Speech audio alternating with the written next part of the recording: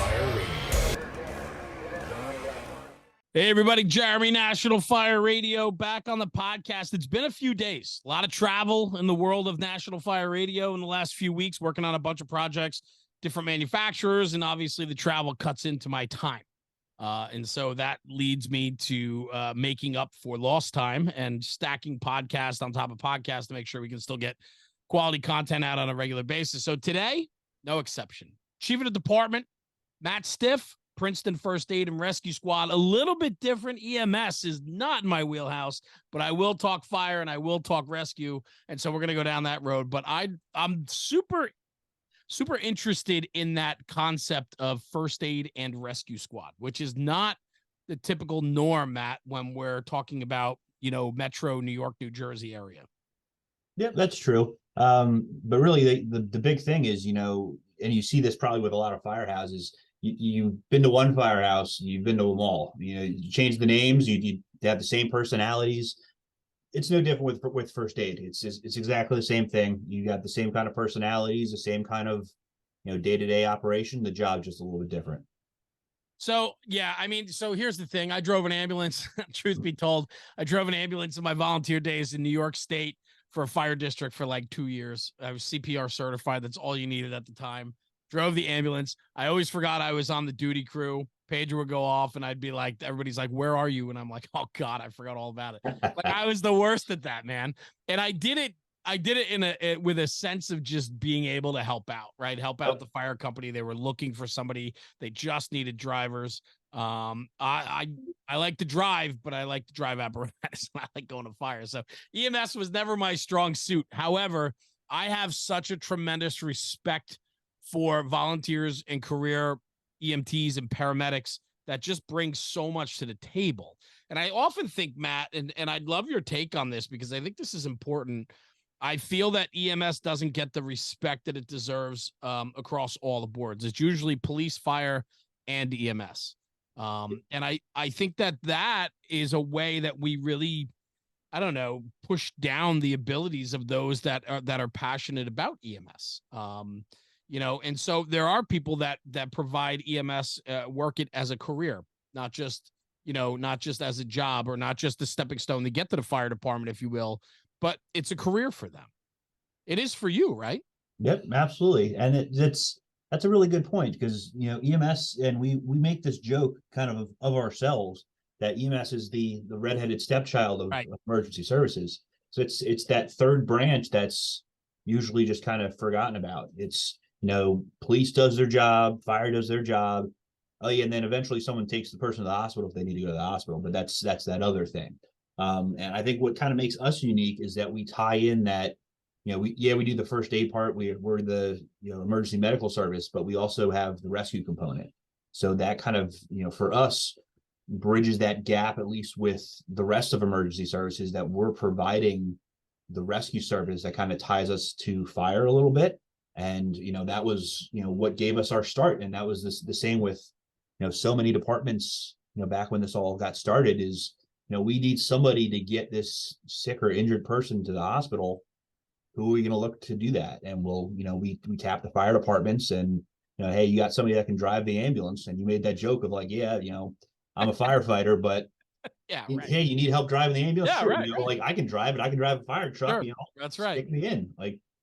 And that's really how so much of EMS got its start of, branching out of the fire service. And well, that's what it was, right? Communities needed the fire department, right? They needed law enforcement, they needed fire protection, and personal care was not as important as it is today. Back in the yesterday, it was they threw somebody in a car and took them to the hospital, and so back in the, I think it was probably the 50s is when EMS started to take shape. A lot of volunteer fire companies rolled out an EMS side of them, and then which I think I know, like in my area per se, the ambulance corps was started, the EMS division was started as a sense or part of the fire department, which then spun off into its own entity. Yep. And, I don't want it to come off a bad way, but EMS in general, again, we joke with ourselves, and it's that that internal, ball busting that we do that, again, we're no different than a fire department or, police. We ball busting is what makes right. the day go by. Sure. And we always joke all the time, yeah, we're the glorified ambulance drivers of, that's how it started is there was no treatment per se going Right. on. It You was a got called to transport. somebody's house and you drove as fast as you could and you got them to someone that actually knew what they were doing. Because, in the beginning we just drive an ambulance. That's it. Yeah. There's no certifications, qualification. Like, yeah, you showed up on a fire truck and like, hey, I need you to drive the ambulance. Okie dokie, off we go. And then the popularity of shows like Emergency, right? I mean, obviously it was a little before my time. I'm 46. I grew up in the 80s, 80s and 90s, but 60s and 70s Emergency hit the West Coast, being progressive in their street care that they offered. And I know Emergency had a huge impact on emergency medicine across the country. Yeah, and it's kind of funny if you watch the progression of what the media and what Hollywood does with EMS is you take a show like that, which was pretty factual, on today's comparison, and then you watch some of these shows and like I watch them. I watch the Chicago Fire, Chicago Med, all that stuff, and you see people out in the field, more or less doing surgery. Like, yeah, that's not really what we do. But it's come a long way from the days of just, we drive the ambulance to the hospital. And really in just the last 10 years, as far as New Jersey is concerned, we've gone leaps and bounds as far as what we're actually doing in the field versus just, being that, glorified taxi with flashing lights on it. The level of care that we can do in the field now between, the basic life support, which is your normal ambulances, and then your paramedics coming out of the hospitals and stuff. I mean, we're really bringing an emergency room, to your house, and the care that you can get on the street now in, the difference in the past 10, 15 years is insane. Yeah. I mean, I don't want to pretend to know, but I mean, you have to believe that statistics are in our favor today more than ever when it comes to street level care and getting you to the ER in a timely fashion with the care that you need beginning from the second you drop. And I think probably looking at statistics is what does it is, how many people are, you call 911 and you're dying where you called because you're not getting care out there. And you have the docs that are looking like, hey, if we, made that, if we stopped that person from bleeding, 15 minutes earlier, we could have easily saved their life. And, that's what, makes all this change that starts to stop the bleed. It gets the stroke medications out in the field, and it gets that care out on the street where it needs to be. I wonder too, like, I'm just starting to put this all together as we talk, right? Because I don't put a lot of thought to it, to be honest with you. I take EMS for granted. I know the system is taxed. I know it's struggling and it has its struggles, but so does the fire service, right? But I'm thinking from a public awareness standpoint, from the conversation we're having right now, I think about everywhere you go, there's a defibrillator, right? Yep. Most departments now run Lucas's, right? So like, to guarantee the best performance in CPR care, right? Like, yep. These are tools and equipment that are more readily available today than ever before.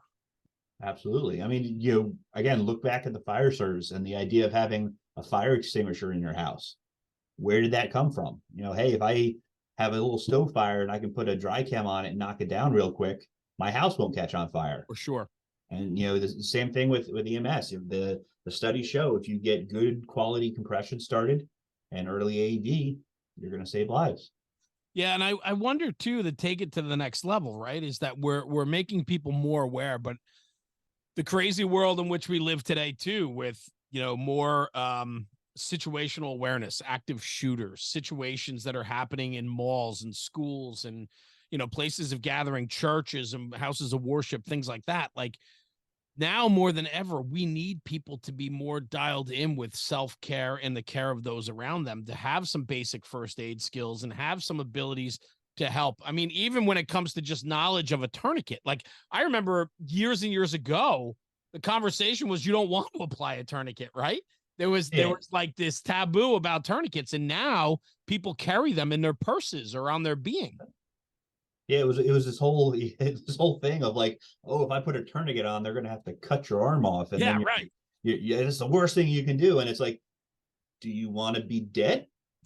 Like it's and the obviously the care is increased so that they stop that bleeding and they can restore circulation and they're not going to have that necrotic tissue and stuff. And obviously the hospital based care is better, Yeah. but the blood's got to go round and round, and if it's squirting out, it's not doing you any good. So getting that initial stopping the bleed training out in the public, and that's been something that we've been pushing for our community education of just, Yes. hey, the couple things you can do to make a huge difference. The hands only CPR, being able to just do quality compressions or do the best quality that you can do. Because a lot of people were scared, like, hey, I don't have a mask or I don't have a bag valve mask to be able to do the ventilations. And they said, all right, fine, don't do that part. Just doing the compressions is going to save lives. And same with the stop the bleed. Hey, you can take your belt off and you can have a readily accessible tourniquet and stop that bleed from happening. You're going to save lives. I would love to see. I believe my kids in high school through health class have taken CPR. I think I'm going to ask them today when they get home from school. But do you know, that's not a standard course though, is it, through like high school education? It depends on the state. A lot Okay. of states and a lot of curriculum is really pushing that basic first aid and CPR. Again, trying to get it at an early age in the high schools. I think even going back to my high school's day, I think we did basic CPR in junior year health class, something I like don't that. I don't remember doing it. I never did it in high school. Yeah, I think if memory serves, I think that was a big push when I was in high school to start bringing that into the schools, to start it earlier. Well, I'd love to see it. If it's not being done in New Jersey, at least where we are, I would love to see it happen for sure. And if anything, they should take it to the next step and talk about tourniquets. They should talk about stop the bleed, right? These are things that potentially now more than ever might be, I don't know, something that you might want to have in your back pocket, because God only knows, man, we are a stone's throw away from New York City skyline, but that doesn't even matter anymore. Yeah, and nothing is simple. So, Yeah. the kind of the joke of the fact of like, yeah, I'm not in the office today, and the reason I'm not in the office today is I spent my whole weekend working. Yes. And really what that ended up being is, we had football games this weekend. So we had a university football game, and it's not just all right, we'll send our ambulance to a football game now.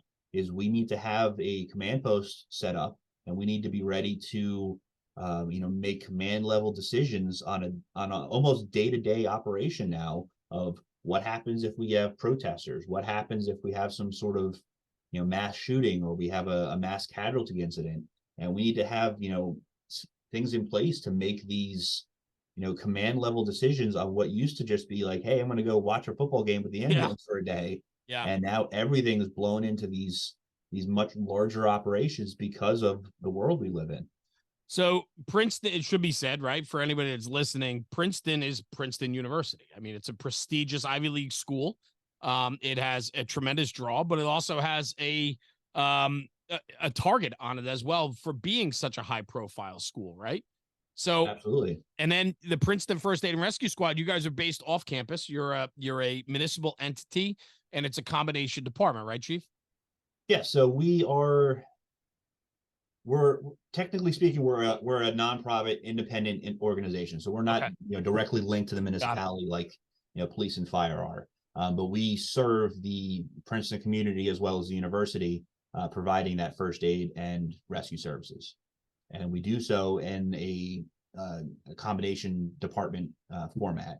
So we have career staff, we have per diems, and then we still have a large number of volunteers, both of town residents, and then we recruit heavily from Princeton University and get a lot of university students that are looking to go into medicine as their career. This is their first taste of doing emergency medicine or doing anything in the medical field altogether. And we pick up a lot of people that are going the pre-med route, that get their start doing EMT with us. What a great opportunity to recognize that, right? On both from the university's perspective and then from you guys to have. I mean, how many students? Roundabout approximately how many students are in Princeton? So that's the other big thing for us, is that their undergrad population Right. has just blown up. So they, have really been pushing the last 2 years, especially, to really grow that undergrad population, because it is an Ivy League school. Does have that prestige level of Sure. they don't have the biggest classes, but they've really grown their programs to just almost double the size of our undergrad population in the past 2 years. And post COVID, we are just looking at huge increases in students, and it's a great opportunity for us to tap those people that are interested in doing medical stuff, of like, hey, you've never seen blood before, this is a good opportunity to Yeah. start doing patient care before you take any other steps towards being a doctor, or further training of this is a great place to start. Yeah, I mean, well, yeah, and I can't encourage that even more than I can. I mean, you have this unbelievable thousands and thousands of students that are within your zip code, to impress upon them to come and volunteer and join. And if it's pre-med, great, we're going to give you that exposure you need before you even step foot into a classroom. On the other end, if it's somebody that's looking back to give to the community, join an organization, do something more, you have this unbelievable amount of people that are just there, that all you have to do is go market to and impress upon them the service, the service that they can provide the community in which they live. Man, what a great recipe there. And I think more organizations need to lean on colleges and universities to help support their mission. Yeah, and it's funny because, like, in our industry, you have that stereotypical of like, well, I grew up in the fire industry. I was riding a fire truck when I was 6 months old, because my father and their father, and you've got that legacy, firefighter. I'm a good example of not that. So, Mm, like, I was my kind of tie to emergency services was, kind of what you were saying. I'm coming into the end of my high school days. I have no clue what I want to do in life. Not a clue. It's now I'm a senior in high school. Not really. I in my days, and it's probably was the same with you. Like, you have to go to college. College is the only path, and sure. we'll talk about that's what killed trades and put us in the predicament we are right now. Oh yeah. But that was that was my life, my childhood, is you need to go to college. And what am I going to go to college for? I have no clue what I want to do.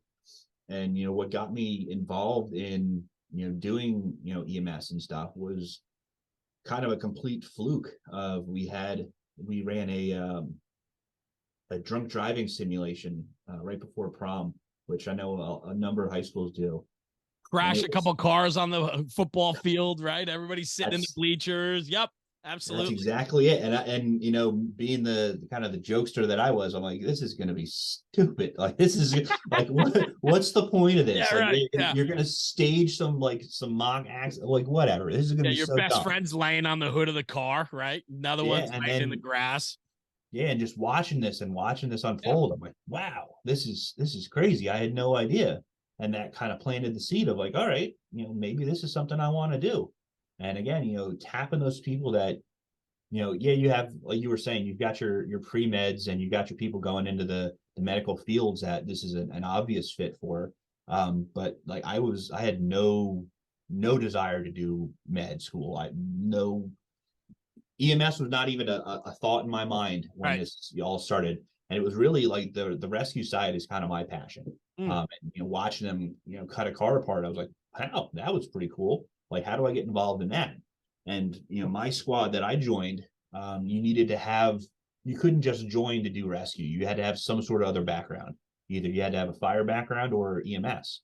So like, hey, we'd love to have you as a member.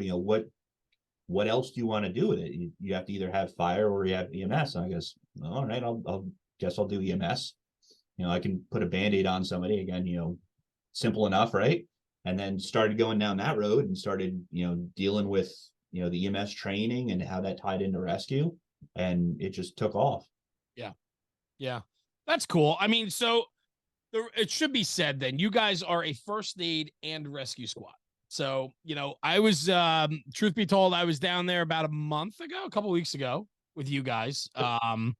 We were there with Heroes Next Door. Mike Borello from Heroes Next Door was there to document the building and show off on his YouTube channel, and I tagged along, and so on. And that's where you and I had met. And I really enjoyed my time with you because you were super passionate about what you do there, the department, what you guys have built, and then obviously being not just a BLS transport, but you also have the rescue component too. And this is heavy rescue. So we're talking, and correct me if I'm wrong, but it's all disciplines of rescue, right? Correct. So you're talking all technical. So trench, confined space, ropes, high angle, low angle. You got swift water. I know you have boats there. You have, the list goes on and on for the rescue services that you guys provide. And it's not just for your own municipality, but it's for the surrounding area as well, correct? Correct. And that's really the thing that's, again, as everything develops, you can't just kind of half-ass your response to stuff anymore. Everything's gotten more complicated. And for so many years, and we'll take trench rescue as an example, the idea of hey, somebody's in a hole in the ground, we'll give them a ladder and tell them to climb out of the hole in the ground. Like that's simple enough. And that progressed from like, all right, so what if they can't climb out of that hole in the ground? How do we go in and get them, and how do we make sure that we're doing it safely? And the development of trench panels and using struts and all that stuff. And then you start getting some of these much higher level thinking people involved, and all the what ifs of like, all right, what's it to say that what we're doing is the right way of doing things? Let's put some science to it and see what actually works. And a lot of panels are made out of like plywood, and hey, this will be fine. We don't have to worry about stuff. And then they did some testing to find out, hey, what are the actual forces we're dealing with different soil types and different depths and things of that nature. And like, hey, if you have something shift, or something goes a little bit haywire, you're in a world of hurting, and this is not going to work correctly. So NFPA says, hey, hold up, we've got some numbers we want to throw at you that says that that's not the way we got to do things. And on the rescue side of things, we have to retrain, and we find out that like, hey, what we thought we were doing the right way wasn't actually the right way of doing things. And constantly evolving. What was that? Constantly evolving. Yeah, that's the whole thing. And like we add in all this equipment that we have to have, these specialized trench panels that can push back the forces that are of the soil types, and the different struts that we carry, and different lifting techniques. And this progresses and progresses, and it gets expensive with equipment, it gets expensive with training, the manpower requirement gets more and more and more. And it's not something that you can just say, all right, we can just have the fire company throw a ladder in the hole and call it a day. You have a specialized team that needs to come out, and usually it's a number of departments because of the personnel requirement. Yes. These evolutions get more and more extensive. Yeah, it's I can't even imagine. So obviously the funding it requires for these teams, but also the training, but the upkeep.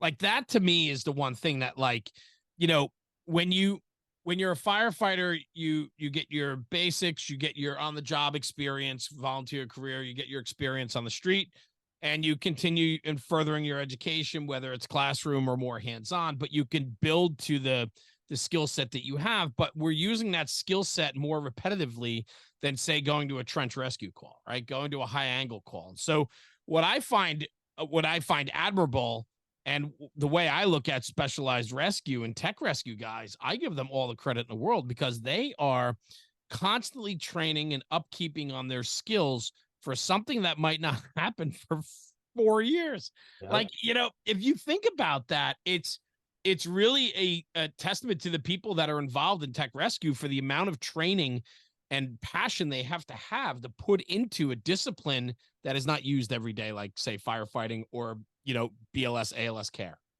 Absolutely. And some of this stuff, you could legitimately go your entire career and never use some of these skills that you put all of these hours into learning, but you have to be ready for it. And the craziest stuff happens. And the world that we live in the constant state of job security of people just doing things that get them into harm's way, or how we end up meeting people, you got to be prepared for everything. And, the simplest tasks can, evolve into, tech rescues and how you meet your local rescue department. Right. We had a recent incident where we got called to a cemetery worker who fell into an open grave. And that turned into a trench rescue. And again, like looking at that guy's probably dug, hundreds of coffin place. Like he's done this a million times. Yep. And, it's that one time something went wrong and now you end up having a tech rescue, and you got to make sure like there's no like, oh, I haven't done this in a while. Let me crack the book and, touch on my skill. Like, they don't care. The public doesn't care, how often you do stuff. They need the A team for their emergency, and there can't be a delay or, I'm not sure I remember how to do this. You need to be ready to go at a moment's notice. Yeah, it's really interesting. So, I mean, when you pool resources, usually a lot of the, in New Jersey, we have the UASI and then the USAR, right? The UASI are separate rescue companies scattered across typically the career departments. In New Jersey, they have a heavy rescue truck that have the abilities to do localized, specialized tech rescue. And then if it's a bigger situation, a building collapse or much bigger or prolonged operation, they call in additional companies, or maybe they deploy the whole USAR team. But you guys in Princeton, there are other companies across the state that offer the disciplines that you do too. And I'm so fascinated by that because it's such a demanding craft that requires just so much. But it makes sense to me with first aid and rescue squad in the 60s and 70s. Right. That's when rescue squads started becoming a thing. And it was like kind of like how the ambulance evolved a lot of times out of the fire department. The rescue squad would come out of the fire department too, but sometimes it paralleled with the EMS side. And so because when you look at what tech rescue looks like today, you have major cities across the country that has tech paramedics now that are skilled in the same skill sets as the special operations guys for the fire department, because they need to be right in there with them providing that patient care. Right. So it just makes sense that our paramedics and EMTs are trained to that level as well. Absolutely. And that's something that really was, the push started coming after the fact. So you had those specialty rescue teams, and you had to, kind of stop and think of like, all right, why are we here? Like ultimately, what is the reason that we're here is we're treating a patient. Right. And if you don't have that medical background of, I can probably get you out of this hole, but if it's going to take a while and I need to be able to get in there with you and provide you that medical care while we're doing all these other things. And that's really, that's the first aid part of the, it's a patient care driven skill doing rescue work. And we need to make sure that we have people that can provide that patient care while doing the technical rescue or doing patient care in a technical rescue environment. Yeah, 100%. Just makes sense, right? And I think that's important too. And it's also kind of exciting for you guys as a department because you can offer just a little bit more than just providing, EMT level care, right? You guys don't run paramedics, right? Medics are still out of the hospital. Correct. Yeah, New Jersey's still almost completely hospital-based ALS, but you see a little bit of overlap now, and a lot of that is you have those professional paramedics that work for a hospital service that also want to do technical rescue. So you have those paramedics that are getting that cross training. They're either part of a technical rescue task force or part of one of the state teams, so that when they come out to join. So like we'll say, for instance, our main purpose is if we have a larger scale event, trench, building collapse, something of that nature, we aren't replacing a state asset or one of those larger like UASI teams. Is we're providing that initial care until we can get one of those teams out there. So we can, if we'll say it's a trench rescue, we carry the panels to throw them into the ground, stabilize that situation so that we can go and start providing care. And if it ends up being a bigger operation, we have the foundation set. So when the state task force or one of the the bigger UASI teams show up, they can just continue to build out our process, and it's not starting from scratch. Yeah, no, it makes sense. 100%. You're the localized response. Those teams are going to take a little while to get there. Somebody's got to get in there and start providing care, and it has to be done safely for sure. Yeah, Absolutely. and it takes a while to mobilize that kind of stuff. I mean, Yeah. we're fortunate, especially now that we have the resources we have in the state. You know, we have one of the FEMA teams in the state of New Jersey that can bring a enormous amount of resources and technical expertise right to the scene. But they're coming from all over the state.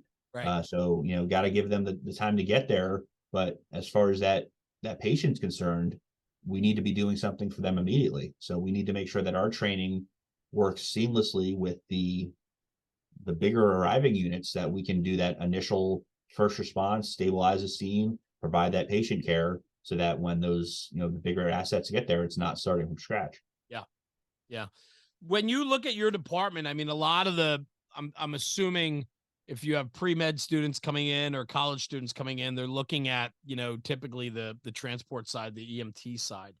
And then all of a sudden they walk out and they see boats and utility trucks and a full scale tandem axle, heavy rescue and all these other things that you do. I got to think that can be a little intimidating, because most of them are probably not familiar with that. And so I'm just curious how that goes. Do you find that there's just an inherent interest from your members that want to pursue something more than EMT? You nailed that directly on the head there. It's for so many of the people that join is, you know, oh, EMS, and they walk out of the bay and they go, what the hell is that? Yeah, that's the biggest That's not an ambulance I've ever ambulance. seen. Yeah, right. Yeah, and it's, you know, oh yeah, we do technical rescue too. And what the hell is technical rescue? Right. And then, you know, telling them like, hey, these are all the things that we do. And then it's immediately they're completely overwhelmed. It's, you know, that's so many skills I have to learn. It's so much stuff. But what we really try to focus on is you don't have to do everything. Right. You know, we've got people that are, you know, scared of heights, scared of confined spaces. You can be really good at doing vehicle rescue and want nothing to do with going into swift water, and that's perfectly fine. Sure. So we will happily take, if you want to do, you know, one or two of the technical rescues and not all of them, that is perfectly acceptable. You don't have to do every single technical rescue there is. We'll take whatever you're interested in. Yeah, and I think too, like, you can't be an expert at everything. There's not many guys that can do everything and everything well. Right. So like find something that's the cool thing about tech rescue is like there's so many different avenues that you can go down. And if you're a ropes guy, then put all your efforts into the ropes, right? I mean, that's where your time should be spent, because you can help better our situation, our position, if that's your strong suit, and you go after that all in.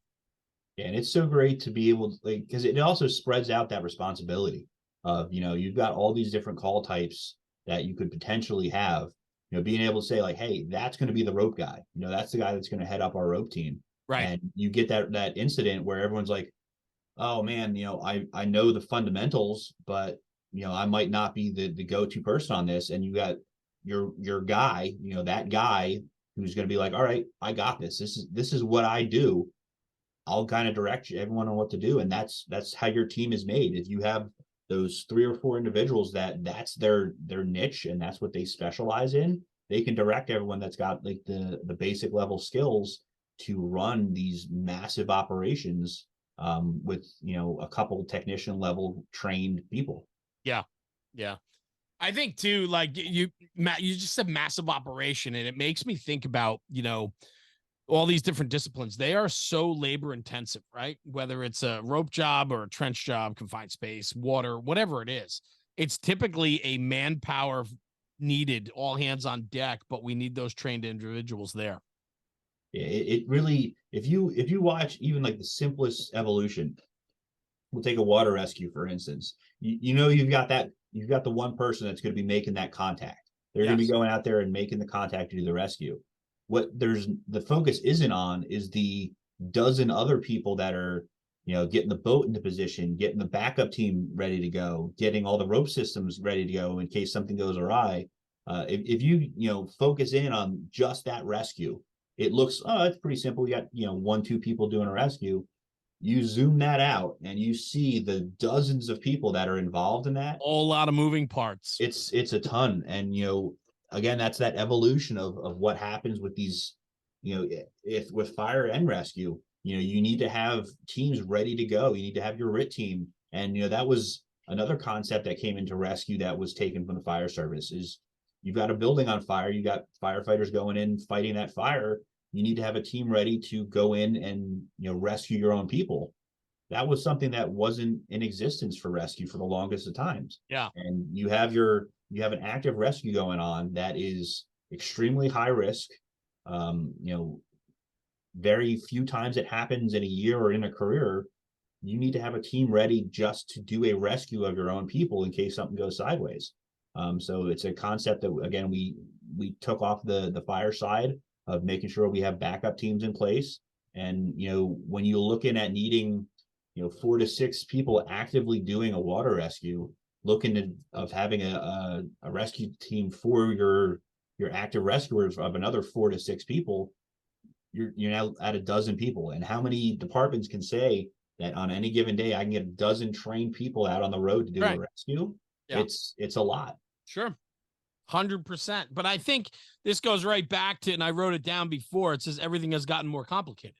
It really has. Like, as time it evolves, as our services evolve and the demand from the public increases, as well as our standards increase, right? We're putting more protections in than we ever have for our people in all disciplines, not just fire, but EMS, right? We provide more services to the public than we've ever provided before. I would agree with you 100%, Chief. Everything has gotten more complicated. And I want to throw it back, because what I find really interesting, as the chief of your department, you said you used to like to go to the football games to watch the game. And now watching the game is literally the last thing you get to do because everything has gotten more complicated. It's crazy. And for us in Princeton, we've gotten the opportunity to work with our mutual aid partners with, police, fire, and OEM to really kind of all, take a step back and look at what we're trying to accomplish. And instead of just, all right, EMS is going to do our thing. We're going to provide you an ambulance. And if you need that ambulance, it's there. It's much more than that right now. Sure. You need to be able to, operate if police is doing something, we need to make sure EMS is ready to help them out. Or if fire is doing something, EMS needs to be ready to help them out, and vice versa. All these teams have to be able to flex in order to help out whatever the operation might be. If a mass casualty or an active shooter situation happens, all of these departments have to be able to work together, and they have to be able to turn it on instantly. So if you need to have your hey, I'm there with the ambulance and I'm watching a football game, I might have to throw on that RTF vest and be able to I need to pair up with a firefighter and a police officer and make a contact team. And that's something we have to be able to do on a moment's notice. And that's something that for Princeton, we're really starting to look at our evolutions that we do and the stuff that we do on an annual basis. Like, we have a half marathon that we did this past weekend, which was on Sunday, which I had to come in for. This year, instead of us just doing, hey, we're going to have ambulances on standby for it, we had a whole command post set up. We had cameras tracking where the police officers were. We knew where racers were going. A fire call came in the middle of it, and we were able to pull where the police officers were to help get the fire trucks in place. And having all of those resources at a command post where we can just, hey, this has now become a fire incident, we can flex in that direction. Or, oh, it's a police incident, we can flex in that direction. It becomes a whole lot more than just a single department doing a single purpose. Well, I think that's that is, if ever there is an upside to any of these, awful situations that have been occurring throughout our country, it's made the emergency services realize how much more important it is to have that unified command, and then being able to develop ways to go about operating as one. And I think that, if anything, that has become more on the forefront than ever before, just because of the fact that our resources need to operate as one in order to, provide the services that need to be offered. And I'm fortunate enough in my position that I have enough like-minded individuals that are the heads of their departments. Yeah, it's huge. It's it makes things so much easier. You can't be in a position where you're just going to bury your head in the sand and say, hey, the industry's changing, but we're going to keep doing things the same way we've always done it just because that's the way we've always done it. You can't do that. There's just too much going on, and there's too much at risk. And like you were saying, the public, the demands that the public has on us as emergency services, they don't care if you're volunteer. They don't care if you're paid. They want a professional response. They want the absolute best.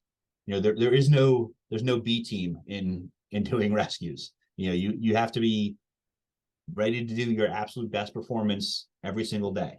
And the public expects that. And we need to be able to offer that any time of day for any different event, for any different, situation. And that is what's demanded on us these days. And we have to be able to provide it.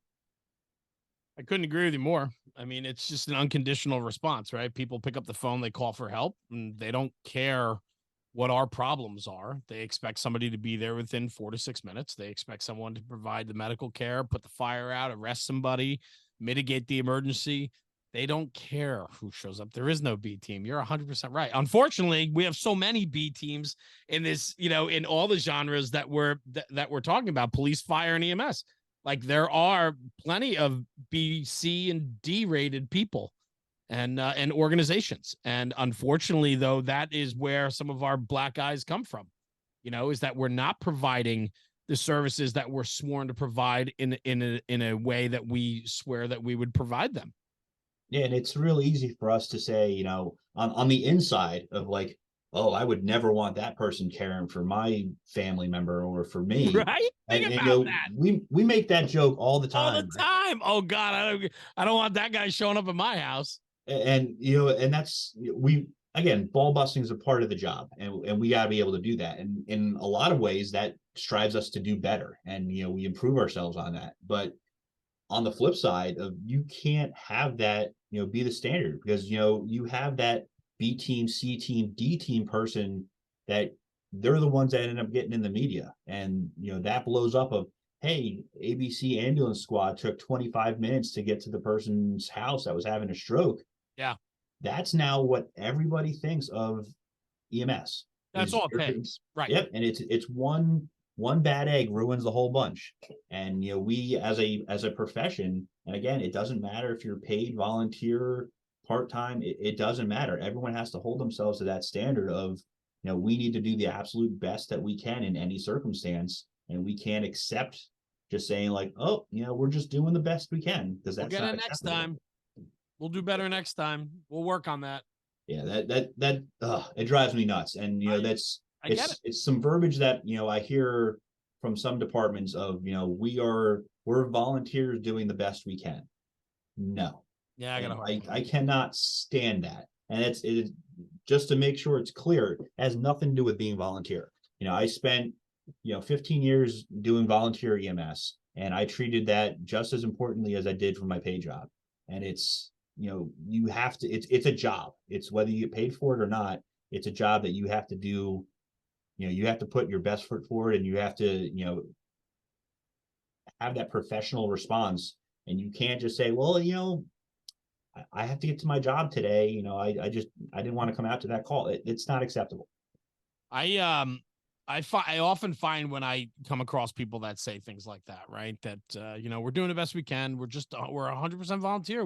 We can only do what we can do. And I get that. 100% do I get that. But man, a lot of times when you go down that road and you can break down that conversation with the person that says that to you, you have to ask them about what and why we're there. Like, what is the actual mission, right? It's not about us. It's about the people that we swore to protect. And I think that message gets lost very often. It becomes more about us and less about them all day long. And I hate that like them thing. Like I don't use that a lot. I just used it now instead of mission or whatever. But there is something to it, right? Is like we are too focused today on ourselves and not enough for the other people that we're sworn to protect. And so it gets gray, it gets muddy. We lose our focus as to what our main mission is. And I think that those are the people that say things like that. But when you break down what the conversation truly is, and that listen, guys, we have a job to do. We have a job to do regardless of who we are or what we're made up of or how many volunteers we have or how many career staff we have, right? Because it can go that way too, right? Hey, we only have 2 career guys on around the clock. Like a lot of municipalities only have a couple people that staff. And so they're spread thin. They could be on another call and they're supposed to be somewhere else. This is where departments have to have real conversations, though, with the public and understand what the expectations of the public are, and then let people know what the expectation of delivery of services is. Mhm. Because, at the end of the day, you can't get blood from a stone. And so, like, if you're tasked to do more, we need more, we need better. If you're not providing us those tools, then we have to at least put you on notice that you're not providing those tools for us to be able to do the job we're sworn to protect. But we also can't kid ourselves. And I think a lot of times we like to bury our heads in the sand and pretend that we don't have an issue, or we go, that was a close one. It's going to happen one day, but not today, Yep. That is so true. And it's, you have to look in the mirror at the end of the day and be like, all right, yeah, we might have avoided something here, but that's saying we got a problem. And wherever that conversation has to take place, even if it's got to be at a municipal meeting where you're meeting with, the council and your mayor and saying, hey, we've been providing this service for X number of years, and we've been doing that, with no issues. And we realize that we're getting stretched. We can't answer all of our assignments now. Our volumes increase, whatever the circumstances are.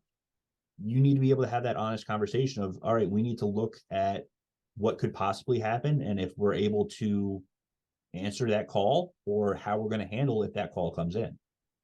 A lot of times we don't want to show our deficiencies, right? We don't want to show people that we're not capable or we can't handle it, because people are more worried about, oh my God, they might cut our funding for equipment, or we don't have enough people, or they're not going to buy us a new truck. Like all this bullshit that literally in my world I could care less about, right? Because ultimately what I'm figuring out and what I've come to figure out over all these years is that without people, we got nothing.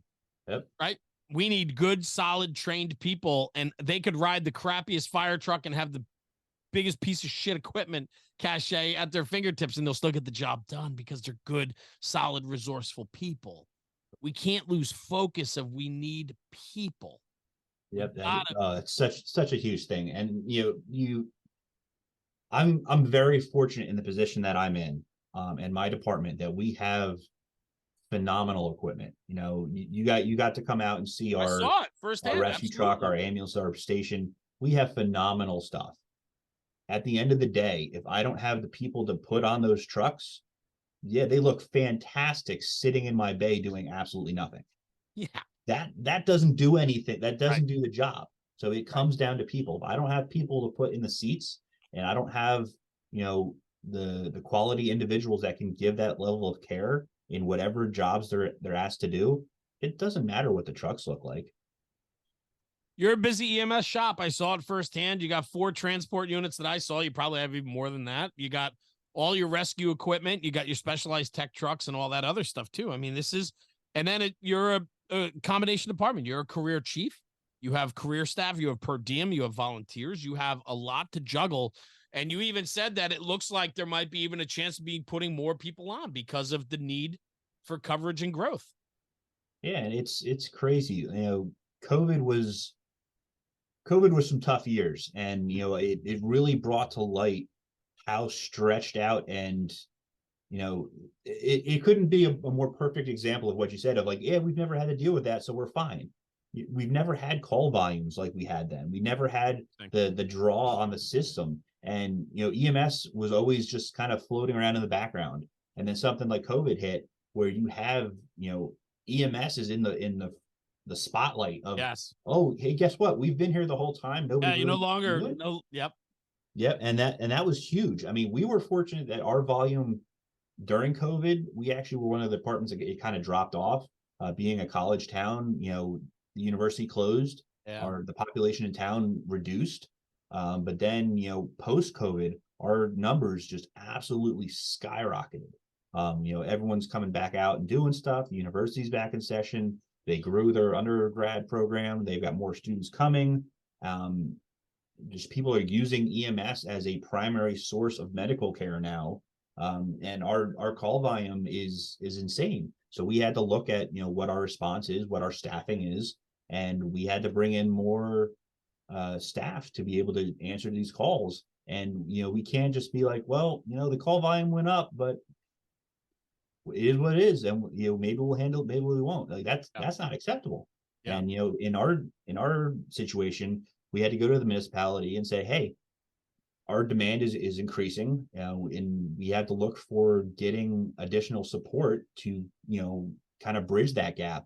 On the EMS side of things, so much of our funding is through billing insurance, and you look at what we get paid for doing an ambulance transport now, it is, you know, pennies on the dollar of what it used to be.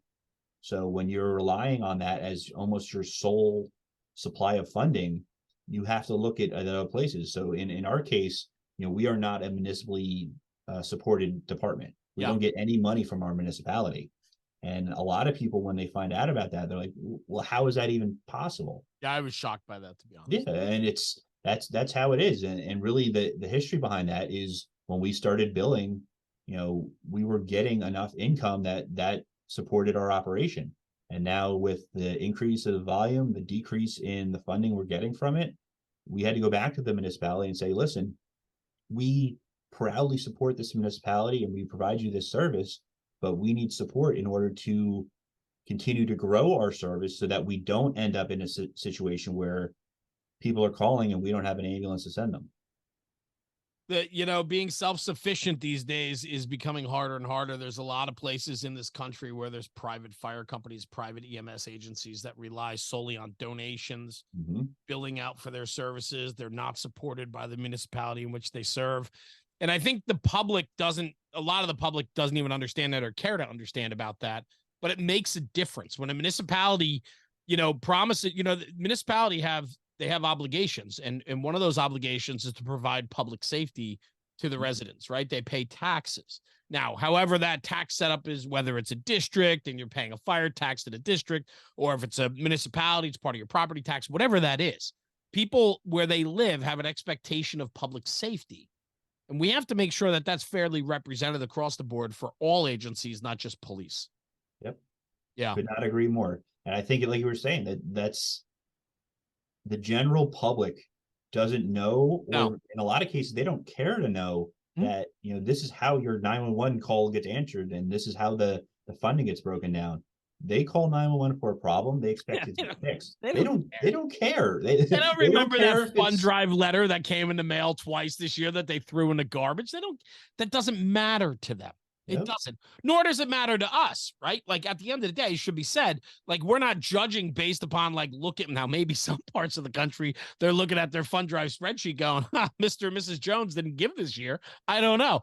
You hear stories about that from years ago. I don't know if that still stays true today or not, you know, but the majority of us don't care. It's a service we provide regardless of who you are. It's humanity, man. It is providing a service to people. I wanted to ask you though, with all of that, right?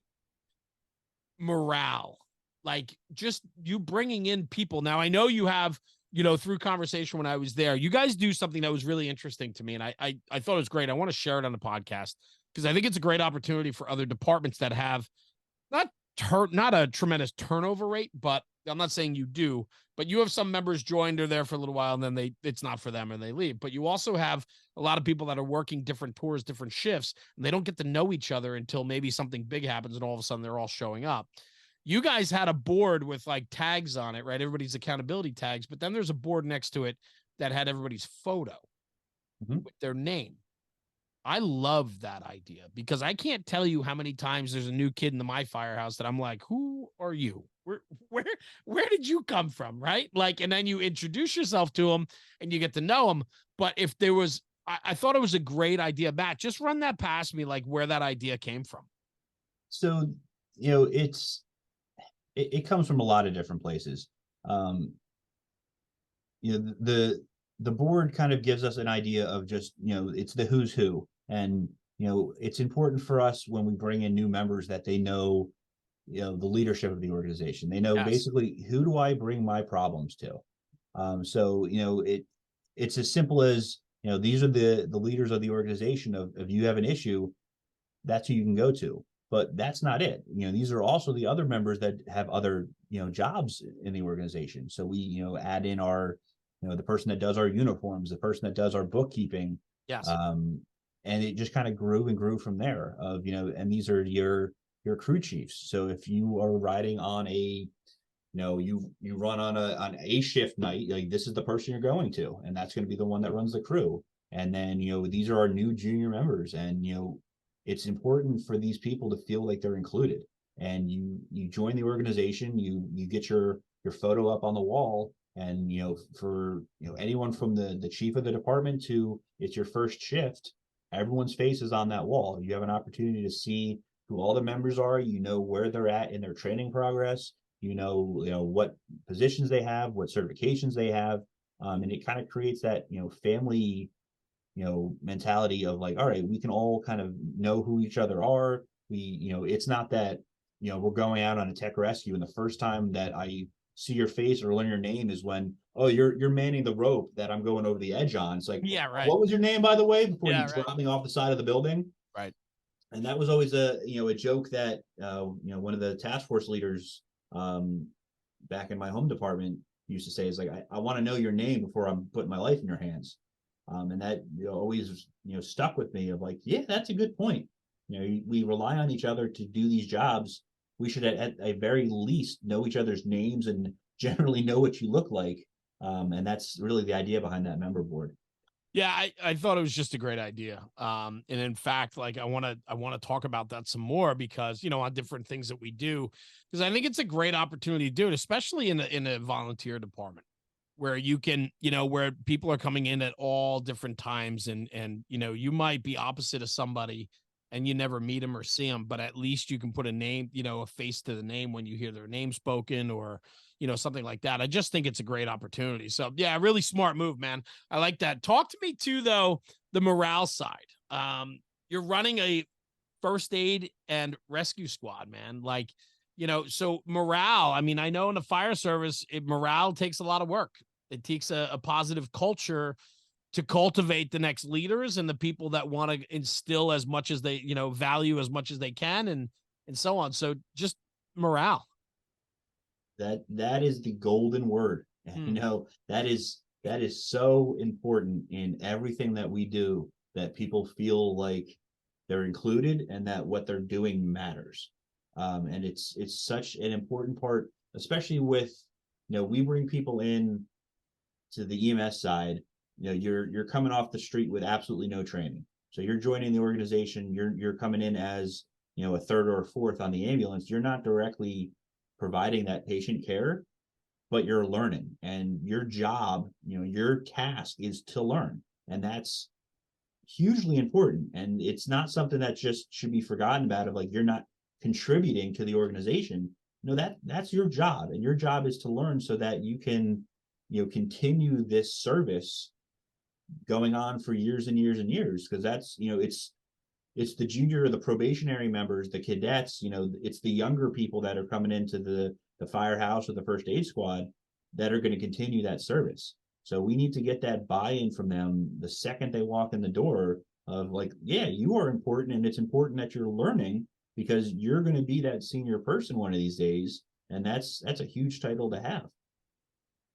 There's just something about it, man. When you have a culture that cultivates the mutual respect across the board, regardless of title, where you take that out of the equation, right? And everybody feels their value and worth, you win, because everything else will fall in line.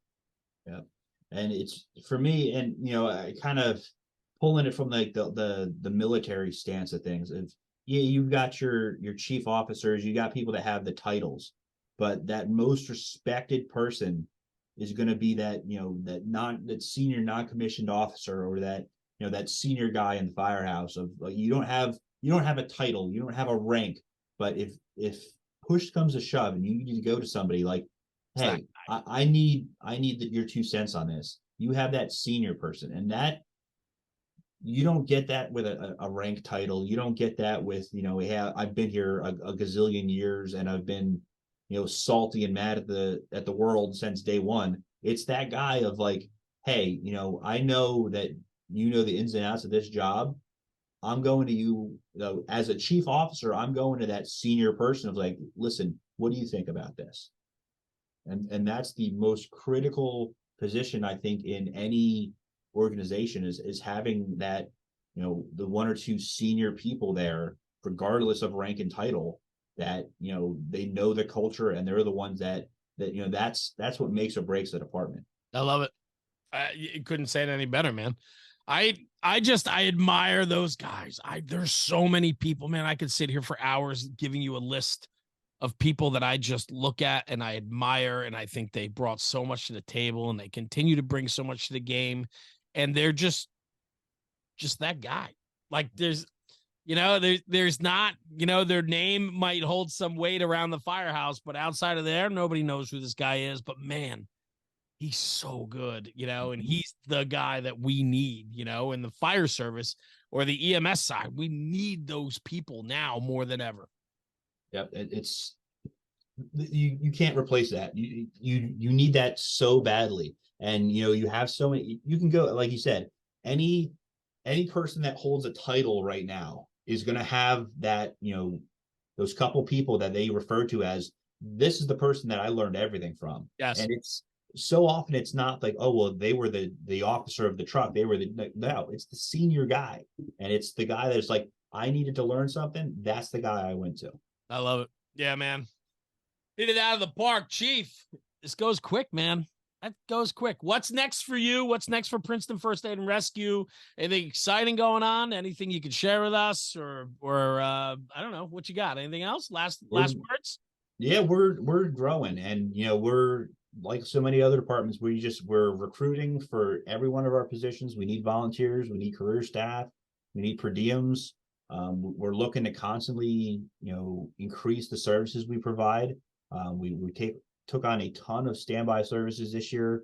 Princeton University has us standing by for so many of their athletic events that we cover now because, we got to be ready for whatever. Sure. ESPN did a great job of showing how important that medical coverage is at sporting events. Princeton University jumped right on and said, yeah, absolutely, we need that. So I love it. We're growing that response. Our EMS response needs to be there. Our rescue response needs to be there. And we're constantly looking for people. Well, I know you're busy, man, and I just appreciate you spending some time with me today. Just give me a little background about yourself and the department. It's always fun to meet new guys. Thank you for opening your doors to us a few weeks back and showing us around. I still have plenty of content to share that you and I did on the rescue and so on, but just a great conversation, man. A little bit different than what my normal conversations are, just going down the EMS and rescue side, but so many similarities. And in fact, you guys run fire. So it's, you're part of us and it's one big cohesive unit. But I think there was a lot of great nuggets today that you brought forth and, not realizing how things have evolved. I think that I wrote down everything has gotten more complicated. I think that's going to be the title of this episode because it just has. Yep, absolutely. And we need dynamic people like yourself, Chief, to navigate that for us. So thank you for your time today, Matt. I appreciate you very much. Thanks for joining me. Appreciate it. Absolutely. Thanks for what you do and getting this stuff out in the public. I appreciate that. Thank you. It's just fun. It's fun to have conversation and meet new people. That's what matters to me most, man. So I appreciate that. So thank you, Matt. Don't go anywhere. Stay right here. I'm just going to sign off the podcast. I'm going to come right back to you, man. Cool. Everyone, thanks for tuning in for another episode of the National Fire Radio Podcast. Thanks for tuning in. Do me a favor. Take this conversation, take it back to the firehouse and talk about it, because when we talk about the job, we're making the job better. And if you don't take it back to the firehouse, take it back to your first aid and rescue squad, because, hey, it's part of the equation, guys. So anyway, Chief, thank you very much for joining me, guys. Thanks for tuning in. We'll see you at the next one. Jeremy, National Fire Radio.